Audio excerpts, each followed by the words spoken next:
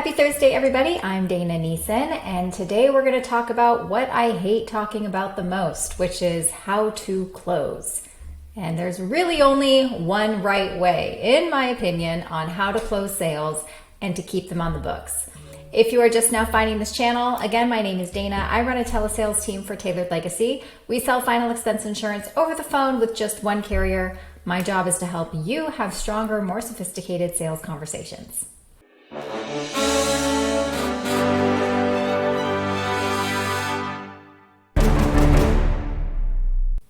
Of course, my philosophy is the sale takes place in your conversation, aka presentation. The sale should already be done, signed, sealed, and delivered, hypothetically, before you even give people a price. Yes, it's always going to be contingent on what the price is, but if price is really the only logistical issue, that's a pretty easy thing to overcome if you have the ability to adjust things up or down in order to fit someone's budget. Because we're selling final expense life insurance, I know that is an easy thing to do as long as you can help someone manage their expectations to be okay with a lesser amount of coverage than they were hoping to be able to get if it means easing the burden for their family as opposed to covering an entire thing or what they had in mind at the beginning of the call. But not every call is sold when you give quote. Some people are just going to give you an objection and there's nothing you can do to prevent it. And so today we're going to talk about how to close. It is the only way to close.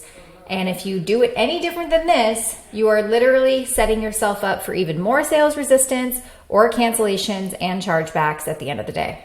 You want answers? I think I'm entitled. You want answers? I want the truth! You can't handle the truth. In order to buy into the fact that the way that I teach people how to close is the only right way, you also have to buy into the fact that the sale takes place in emotion and not logic. I think if you've been in sales for any amount of time, we can all collectively agree that yes, that is the case. If you make the conversation about price and budget and logistics and logic, and then you stay there in objection handling, and you know that sale takes place in emotion, not in logic, logistics, price, budget, then why would we continue to stay there, right? That's like the definition of crazy. So if we know that's the case, then why are we continuing to just push for the approval as a way of tricking them into getting an application?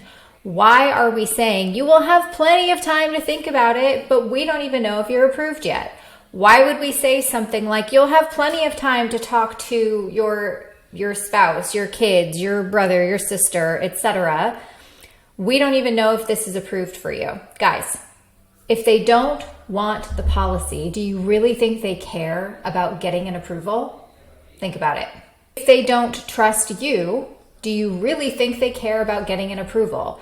Taking the sale away by way of telling them that they have nothing to think about because the insurance company hasn't accepted them yet. Oh my God! Is a weak way of getting a customer. And you're also introducing a way for them to cancel if they change their mind. Why would we do that? Why would we put ourselves in a position where we're opening up a door to push out a start date, to give them time to think about it, and if they change their mind, they can just give you a call and cancel? You're literally setting yourself up for that. For what? The temporary high in endorphins of saying that you put a policy in because you want to throw mud to the wall and see if it sticks? That's not, that is, all that's going to do is burn you out. So there really is only one good, right way to help somebody get out of their own way and make the decision to move forward. And the contingency is they have to at least want to put a policy in place. I don't really care what the objection is that they give you. It could be, I want to think about it. I want to shop around. I want to talk to someone. I want to pray about it. It could be anything. It really doesn't matter. The first thing that you need to do is confirm and acknowledge the objection. That's not a problem. That's really common. I would understand why you would want to think about it, talk to someone, pray about it, shop around, insert whatever objection is that they give you. can I just ask, right? Part 2. Can I just ask, do you think this is even something you would want to have? Okay, why am I doing that? I'm doing that because if they don't even want it, what are you fighting for? Why push for an approval for someone that doesn't even want it? Because what's going to psychologically happen is you're going to push for an approval. It might work a time or two. So that's just going to be your go-to. You're going to push, push, push, and you're going to wonder why it works sometimes and it doesn't work other times. At least with something like this, you will know why they didn't want to move forward. And it has nothing to do with whether or not they want to get approved. You're really going to find out whether or not they even want it. Okay, so that's part 1. That's not uncommon. I would understand why. Insert the reason that they gave you. I guess, can I just ask, is this even something you want to have? Part 1. They must say yes. If they do, part 2.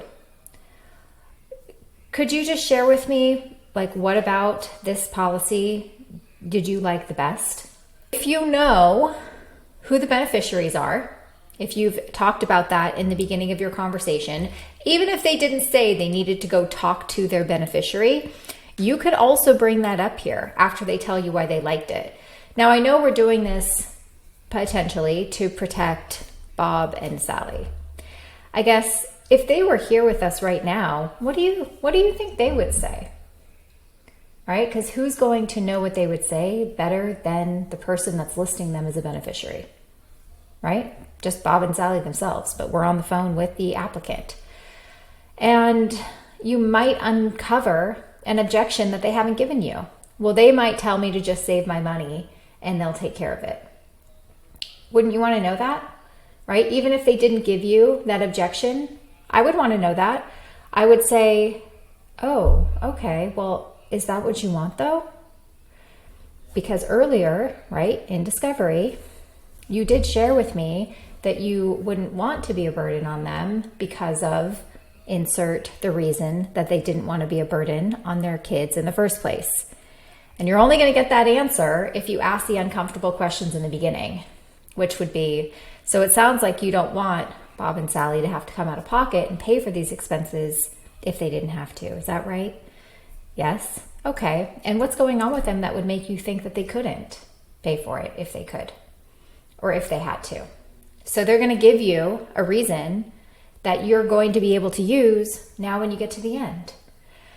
So if I'm understanding you correctly, if they were here, they would tell you they wouldn't want you to put it in place. They would want to take care of it on their own. But you told me earlier that you don't want them to have to do that. That's tough. So what do you think you should do then? Right? Like kind of helping them come up with their own conclusion that they probably should put something in place, because if they end this call now and they go think about it and they go talk to their beneficiaries and their beneficiary just confirms with them that they don't want them to put something in place and then they don't do it, did we really help anybody? You can break it down even further and say, so it sounds like even if Bob and Sally were here and they said they didn't want you to put it in place, because you don't want to be a burden on them when you pass, you probably want to do it anyways. Am I making any sense here? Does that sound right to you? Okay, then you can also bring up an affordability objection on your own.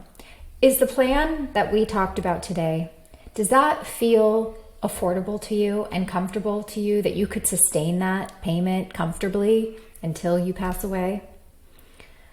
And if they say, I have to check my budget, I'm not sure, you could respond with, well, what would feel comfortable and affordable for you today so that you can take that first step in putting something in place for your kids, right? And then kind of go back and forth on lowering that. And notice, not one time in any of this back and forth discussion have I talked about getting them approved, because none of that matters while I'm trying to figure out logistically what's going on in their mind that has prevented them from wanting to move forward and put the brakes on. So it's either going to be, a money issue. It's going to be a fear-based issue, like a trust thing. Maybe you went too fast and you didn't help them understand their options, and it makes them feel like they want to get validation from somebody else or shop around. And that's a hard objection to overcome, because if they don't trust you and if they don't understand it, they're not going to do business with you anyway. So pushing for approval is only going to raise that sales resistance and make them disappear, right? How many clients do you have sitting in the graveyard that you've never been able to reach after you got off the phone? And how many of those people did you try to get into an application by way of pushing for an approval? Wouldn't you rather be a little bit uncomfortable, try to challenge someone to tell you yes or no, rather than leave with I hope they answer the phone when I call back? I've said this before, but it's been a long time since I brought it up, so I'm going to bring this up again. The goal at the end of your presentation is not to write a policy. Okay? The goal at the end of your presentation is not to write a policy. The goal is to get a decision. Whether that decision is a yes or whether that decision is a no doesn't matter. What matters is you have a definitive answer, so you know what the next step is. It's either we're moving forward or we're parting as friends, and I will be focusing on somebody else now who does want to put this in place. Why do we continue to put ourselves in a position where someone we know is not going to answer the phone, but yet it makes us feel good to part as friends? So nice talking to you today. I can't wait to talk to you Friday and get this all wrapped up, because so much is going to change between now and Friday. Like, that by itself doesn't make any sense to me. You can't be afraid to ask these uncomfortable questions, because at the end of the day, you aren't doing them any favors by letting them go, and you're not doing yourself or your family any favors by letting them go. So again, step 1, confirm and acknowledge the objection. Step 2, ask them if they want this policy in the first place. Step 3, ask them what they like about it or why they want to have it, and then you're going to sit there and have a discussion. You might even want to bring up the beneficiaries. If they were here, what do you think they would say? Figure out if they think their family would think it's a good idea, because guess who they're going to probably want to go run and talk to? Their family. So bring them into the conversation fictitiously and try to get a sense of what they believe their loved ones would tell them to do. Step 4, find out if it's an affordability issue. Does this payment that we've talked about, does it feel affordable to you? Does it feel like it could be something you could sustain, or should we maybe look at other options? After you've already talked to them about why they like it, why they want it, why they think it would help their family, what type of peace of mind it's going to bring them. After you've done all of that, you are now at the position where you can make a suggestion. Would it be okay if maybe I made a suggestion then? It seems to me, after they say yes, right? They have to say yes. It seems to me, we've been on the phone for a while. I understand that you'd love to be able to put something in place so that Bob and Sally don't have to come out of pocket and pay for your final expenses when that time comes. But I also know it's a really uncomfortable thing to do, because you're living on a fixed income. You want to make sure it's affordable. You want to make sure your family's on board. You want to make sure it's the right decision, but you really like it because it's going to give you that peace of mind. It's going to give you the coverage that they need. It's going to, at least in our case, provide that immediate payout, as well as make sure that your family isn't overcharged or taken advantage of when that time comes. So my recommendation would be to maybe take a step down, go for the $5,000 policy, which was only $35 a month. If you need a few extra days to make sure the money's in the account, we can push the start date out by a couple of days or a couple of weeks. And then if you want to make any changes, you can always call me back and we can adjust it up or down. Would that be a reasonable solution? I am literally trying to avoid the conversation of let's make sure we can get you approved. Like, I'm avoiding it on purpose. Because if I avoid it on purpose, then I have no other choice but to use something else. And if you pretend like that is not an option, you'll be a stronger closer. You will be a stronger sales professional because you will actually try to get your clients out of their own way and help them feel good about their decision so that you can keep policies on the books, so you can have a high persistency score, so you can leave the conversation not wondering, is this person going to cancel or not, right?